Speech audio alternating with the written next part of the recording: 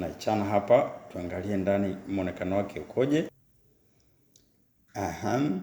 Sasa kwa kawaida UPT strip iko hivi, ina upande ambao uko plain na upande ambao uko kama unavyoona hapa uko una rangi.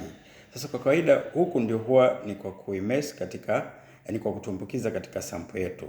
Lakini leo tutafanya makosa ya makusudi. Huku ambako ni kwa kutumbukiza tutashika, alafu huku ambako ni kwa kushika tutatumbukiza ili tuone je kitaleta matokeo gani. Hii ni ya kwanza. Alafu katika hii UPT strip B tutafanya makosa ya makusudi pia ambayo tutapata kufanya namna hii. Yenyewe tutafanya namna hii. Kama unavyoona huku ilitakiwa kuwe ni upande wa kushikia. Huku ni upande ambao natakiwa tumbukizwe katika sample. Sasa kwenye hii kosa tutakalolifanya ni tutatumbukiza kupita kwenye hii alama ambayo imekuwa indicated max. Kwa kawaida hapa ndio maximum, mkojo unatakiwa usivuke huu mstari. Sasa leo tutaenda kuvuka huu mstari. Tutaloanisha hadi hapa.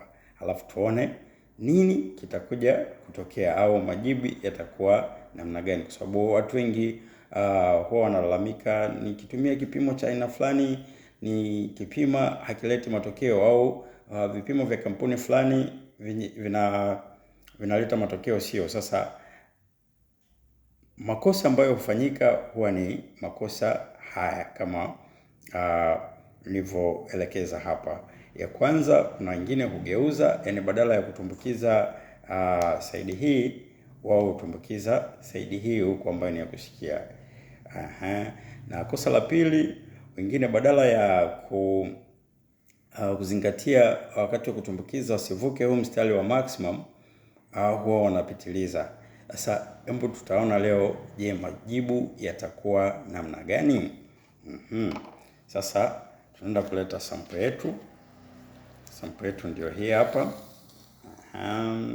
Kama unavyoona hapo. Sasa tuanze na hii ambayo tumesema tutaigeuza. Kama unavyoona hii ni strip yetu. Kwa kawaida itakiwa tutumbukize hivi, lakini kwa leo tutaenda kuigeuza na tutatumbukiza katika muundo huu hapa.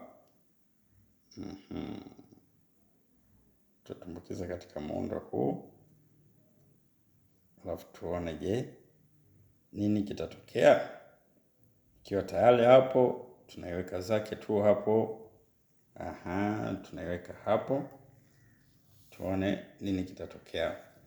Alafu ya pili ndio hii ambao tunaenda kutumbukiza upande sahihi, lakini hatuzingatii ile mwisho pale ilipokuwa indicated maximum. Tunatumbukiza zaidi ya pale.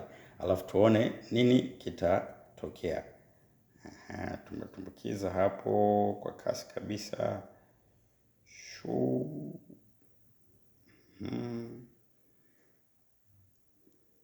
Sawa. Baada ya hapo tunaacha. Wakati tunasubiri vipimo vyetu vikiendelea kureact,